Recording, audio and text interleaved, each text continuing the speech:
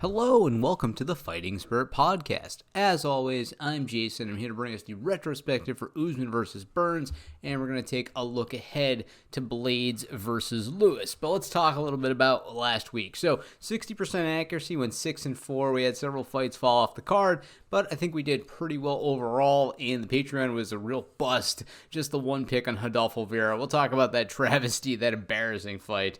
That was a broken lock if I've ever seen one. But hey, we'll get to that one. Let's get into it. Here's the show.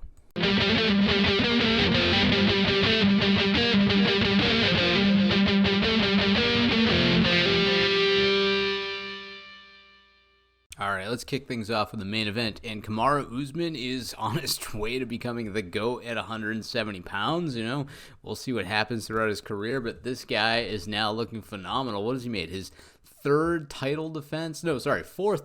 He had 3 coming into this one. Now at 4. He's knocked off Woodley, Covington, Masvidal. Masvidal was on short notice, and I think we're going to get a sequel on that one.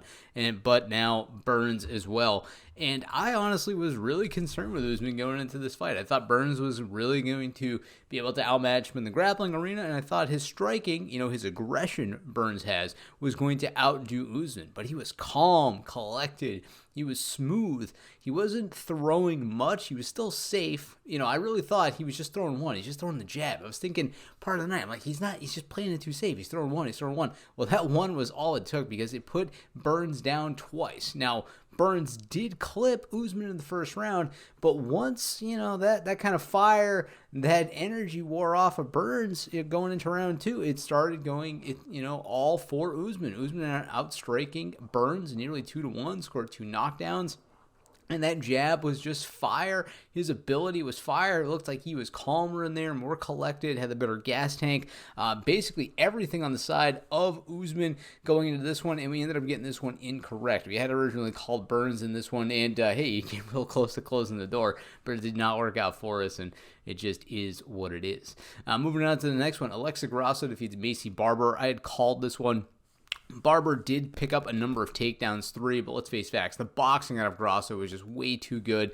Now, honestly, the strike here, Barber actually outlanded here 38-40 on the numbers here, but Grosso's boxing was just far superior. She landed a lot of clean shots, showed some really good, clean, traditional style boxing for the ladies flyweight division, and is on her way to definitely climb the ranks here. Valentina Shevchenko is always looking for a dance partner, and I don't know if this was the fight that makes Grosso part of that conversation, but she is certainly going to be in the picture, I think, to be fighting some up-and-comers, some people that are going to be battling for the title. So I'd like to see what Grosso can do. She got a great win in this one. She's had some great wins before. I want to keep them coming, so let's get 3 in a row, and hats off to her. In the next one here, Kelvin Glasselin defeats Ian Heineck. Tail of this one is really takedowns. Glasselin was just putting it on Heineck, holding him down, and putting him back there anytime Heineck got up. Heineck was attempting submissions. He was trying to catch Glasselin, but Glasselin outstruck him, really, put it on with the gas tank and cruised his way to a unanimous decision victory. And then the next one, Ricky Simone, man. Talked about this guy. He did not look that great. I was a little, shaky about him. He came in as such a hot product. He got derailed by Faber. He was off and on. He looked good, but not as good as we all thought. He was going to be like the animal in there, but he really put it on Kelleher. Kelleher is a huge vet. He showed a lot of heart in there. Face bleeding, busted up, but he kept coming, and Simone put him on his ass every single time he needed to nullify anything Kelleher had. 6 takedowns, 45 strikes, the 1 submission attempt, and Kelleher was never able to find his rhythm, never able to get going in this one, and just took a really horrible loss. And then the last one for the pay-per-view here, Julian Marquez defeats Patolo, submission anaconda choke. In this one here, it's possible Patolo was going to win this fight. The 5 takedowns here, his striking was good, but this guy just cannot catch a break in Patolo. This is a guy, 3 straight losses now. I don't know what's going to happen for Coconut Bombs. It's really hard to say. I'm thinking one more, and he might be on the chopping block. Hell, he could be on the chopping block now. He has not performed to his, I think, ability. The guy, he gets a little too aggressive in there sometimes and just puts himself in risky situations, and he's not able to dig himself out of them, creating opportunities for his opponents, and that's what we saw here. The Anaconda choke late in the third round. Patolo potentially was winning that one. It's hard to say. It's not a done deal, but it's hard to argue with all those takedowns that he couldn't have gotten the nod even via split decision or hell, even a unanimous. So just tough loss for him, and it is one we actually got correct. Also, I didn't mention before, we nailed Grosso, missed Glasselin, but did get Simone and Marquez thus far. All right, moving on to the next one here. Anthony Hernandez defeats Adolfo Vieira. Oh, let me just pound my head here against the table. What the fuck? Seriously, what the fuck? BJJ master, 5-time Abu Dhabi champion. We don't need to talk about his CV, his resume. Who the fuck cares? This guy is a fucking wrecking machine, goes out there, all the aggression in the world, and I don't know what kind of fucking gas tank this guy thinks he has. Okay, I don't know what kind of level of overconfidence he had, but he went and shattered a number of parlays, my lock of the night, went out, got fucking embarrassed like nobody I've ever seen in a fucking dog's age. I mean, how the hell do you get tapped out by this borderline unknown Anthony Hernandez, okay? This guy came into the UFC, no contest, lost to Marcus Perez, went back, beat Jun Young Park, and then lost to Kevin Holland via knockout. This guy has been submitted, he's been knocked out, he has one submission in the UFC, and he fucking taps like the greatest modern day Brazilian Jiu-Jitsu competitor the world has ever seen. I mean, it was a rough night for Jiu-Jitsu aces, let's face facts. I mean, Gilbert Burns losing too was a huge black eye in Jiu-Jitsu just for the evening, and it's just fucking mind-boggling. I don't know how the cardio of this guy was so poor. I mean, he was shooting shots in the second round. He was bouncing off him like a rubber bullet, and it was just sad. This guy, I don't know if you thought he was toying with him. I don't know if he just burned his arms out. I don't know if it was an adrenaline dump. I have no idea what was going on with Adolfo Vieira, but this guy needs to take it back to the drawing board and eat some fucking humble pie, because this was one of the worst performances, one of the most lopsided fucking performances I've ever seen for a foregone conclusion out there, okay? Anthony Hernandez had no business beating Adolfo Vieira, and it was downright embarrassing. I hope Adolfo feels bad, because he needs to take it back to the drawing board, and he has to come back and just learn from this experience, okay? Let's just move on from this one. It was the worst call I've made in God only knows how long. Anyways, next one. Bilal Muhammad defeats Diego Lima. One we did end up getting correct. Muhammad just puts on a striking clinic, outstrikes Diego Lima, never lets him plant his feet, never lets him fight going forward. He's constantly on the back foot, and he just put on a spectacular performance. We have Polyana Viana defeat Mallory Martin, another one we were able to get correct. Good performance out of Viana, picking up the armbar, and performance of the night money, along with Hernandez, who of course deserved it. Julian Marquez over Patolo, and Kamaru Usman to round things out for the $50K bonuses. But Viana picks up solid armbar, goes to the ground, okay? Mallory Martin initiates that, but Viana is able to just show off her superior Brazilian Jiu-Jitsu, and like I said, pick up that armbar, 3 minutes, 18 seconds. She deserved that $50,000 bonus. And the last two here, it talks about the Latin heat of Chris Gutierrez. He throws it out there, scores some takedowns to cement the rounds that he needs. Although Raul did look okay, did get some takedowns himself, but scoring the knockdown, that was big, and then outstriking Raul all night, doing a little more damage and just looking, I think, a little bit better. It was a close fight, but Chris Gutierrez did edge it out. And then in the last one here, we got correct as well. We actually got this one incorrect. So this was our fourth loss on the night. Philip Rowe loses to Gabe Green. We had originally called Rowe, but Green just really outdid him here. Rowe had moments. I think the second round was his best moment, but Gabe Green ultimately put on a much better performance.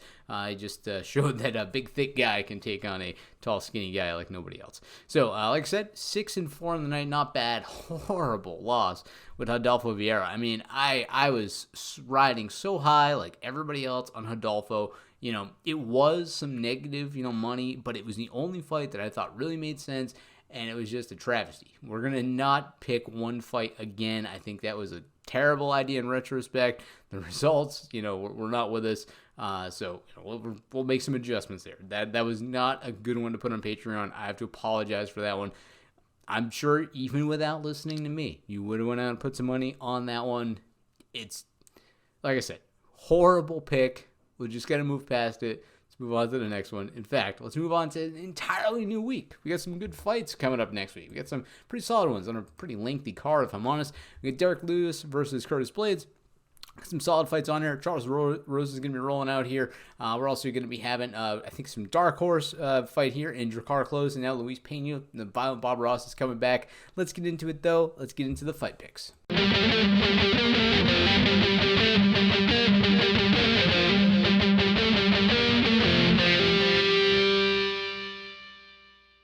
All right, so like I said, long card. Let's get into the main event where we have Curtis Razor Blaydes taking on Derrick Hot Balls Lewis in what should be a pretty solid heavyweight contest here. So we got two guys that, they have different styles, right? Curtis Blaydes, takedown machine. He does throw some power, but he uses the takedown to set up that big power. And then Derrick Lewis, I mean, the guy is all power all the time. He's also played some mental games there, like pretending he got hurt in the JDS fight. And I think that, honestly, Derrick Lewis is going to be able to get this one done. We've seen Lewis deal with a lot of grappling heavy fighters like Oleinik and Latifi, and even Ivanov is a little more balanced. But we've seen him deal with the guys that have wrestling in their back pocket, that do use it to set up submissions on occasion. And even though Blaydes is more of a ground and pound, take you down and smash you type of guy, I think he's going to have a hard time doing that to Lewis. Now, Lewis is, I think, in a little bit better shape now. Also, the only guy that's ever been able to really do that to Lewis is Daniel Cormier in recent memory.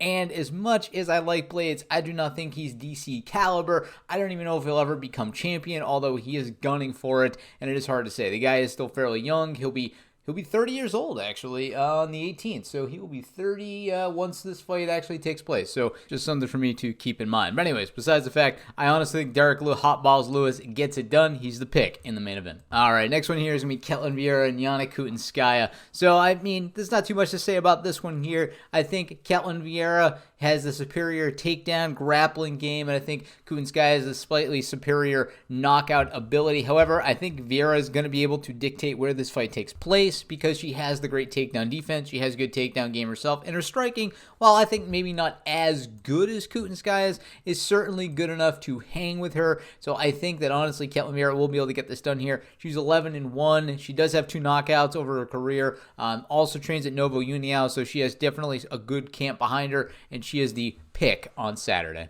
All right, moving on to the next one here. We have Charles Boston Strong Rosa taking on Derek Minor. And in this one here, I like Boston Strong here a little bit more. Trains at, I think, a slightly better gym coming out of America Top Team, whereas we have Premier Combat for Derek Minor. But I think the big story in this fight is submission. Derek Minor gets caught in submissions. He has 8 submission losses over his 11 losses. And we know that Charles Rosa gets a lot of submission victories. 8 submissions over 13 wins. So the pathway to victory here seems pretty clear-cut. I think that it's going to be Boston Strong on this one. From a striking perspective, I think these guys are actually fairly equal. Obviously, the accuracy is a little bit better for Minor, and we got a little bit better defense for Rosa, but I really think it's going to come down to the grappling in this one. Both of them have some decent takedown games, not the best takedown defense. I see it going to the mat one way or the other, and I think Rosa is going to come away on top in that one. He's the pick on Saturday. All right, next one here is going to be a heavyweight contest with Alexei the Boa Stricter Oleinik taking on just generalized fat-looking guy, Chris Stockhouse. In this one here, I think, honestly, the Boa Stricter gets it done. We've actually seen some decent stuff out of Stockhouse, but this guy looks like he's fighting 2 weight classes above what he should be fighting at. He's got some titties on him, if you know what I'm saying.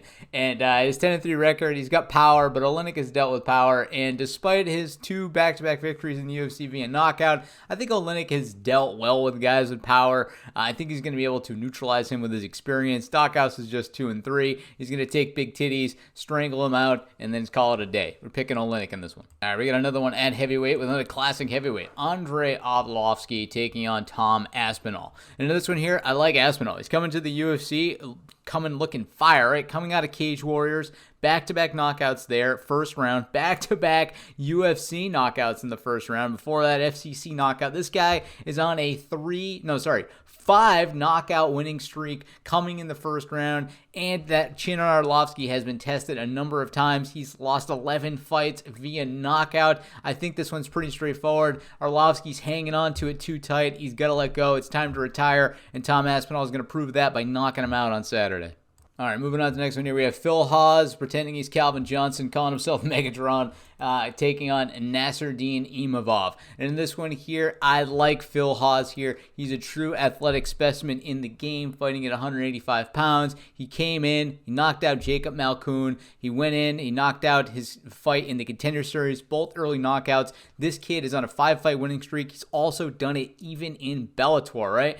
This guy has been to the big show before. He's been to World Series of Fighting. He's been to the Dana White Contender Series twice. This guy's all over the place. And as much as like Nasruddin, I don't think he's going to get it done here. He's got similar winning streaks. He's got similar athletic ability, but we saw him push it against Jordan Williams, and he could not close the door once he got to the UFC. He looked hot until he got here, and then he looked human. Whereas Phil has been proving it. He's proven he's Megatron. He's knocking guys out in the UFC. He's doing it on his way in the Contender Series, doing it super high levels in Bellator. He's the call on Saturday. All right, next one here, we are going to have Danny Chavez and Jared Flash Gordon. This one here, I don't have too much to say. I haven't really followed these guys' careers too closely, especially when Chavez only has one fight yet in the UFC. So it's kind of a crapshoot with just having that one fight here. But Jared Flash Gordon, he's had ups and downs, right? I mean, he went into the Diego Ferreira fight looking real good, took back-to-back losses, got the win against Dan Murray. It's proved that he's having a difficulty tying, wins together. He's having difficulty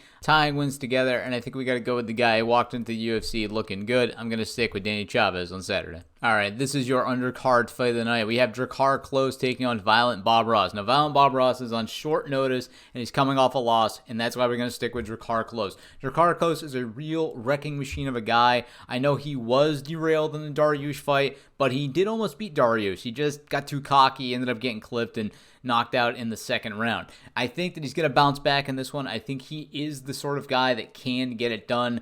He's trained over Fight Ready. Albertini is in his corner, the same guy who trains Cejudo, and I think that's going to be a factor here because, coming up against Violent Bob Ross, he's coming off a loss. He's trying to bounce back.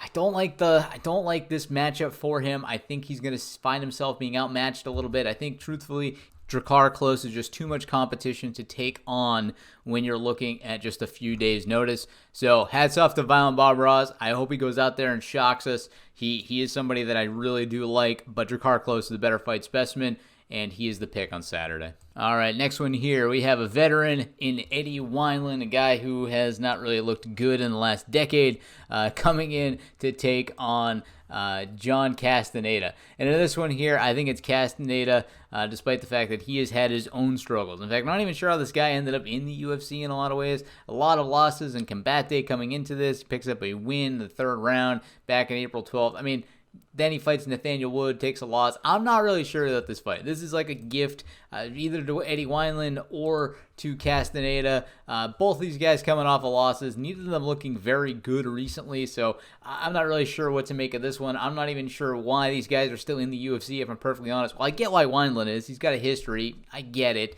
This feels like a gift to Wineland, but we are picking Castaneda because of the numbers.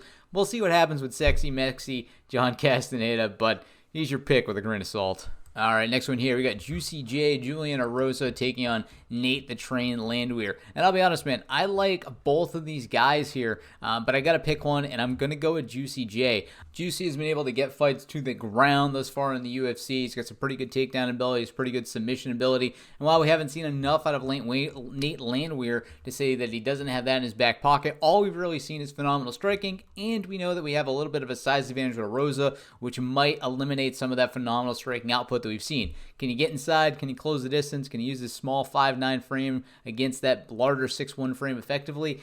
It's going to be hard to say. We're sticking with Juicy J. All right, moving on to the next one here. We have Chaz Skelly, the Skyscraper. Don't know why he's called the Skyscraper. He's 5'11". It's not really, Stefan Struve. Let's go with that one. This guy's like 7'1". All right. 5'11", not so much. I don't get it. Whatever. Maybe he was a big kindergartner or some shit. Anyways, Jamal Pretty Boy Emmers. Now, gotta hand to that guy. Good looking dude. No offense there. But as all the shit we talk about Chad Skelly, I think that he's gonna be able to get this one done here.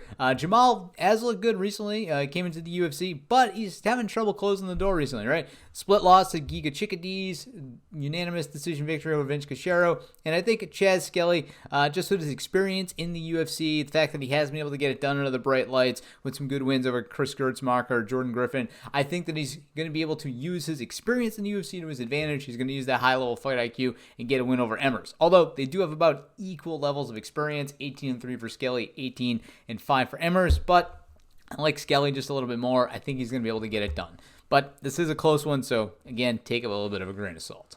All right, so next one here, we have Ayman Zahabi. I guess he's related to Faraz Zahabi in some way. And as much as I used to ride high on that fact, I think that his opponent is going to make him look all the fool. We have Draco Rodriguez coming in here. 24-year-old kid, looked really good coming into the Dana White Contender Series. It's basically a debut-style bout. We have limited numbers here, but Ayman has not looked great in the UFC thus far.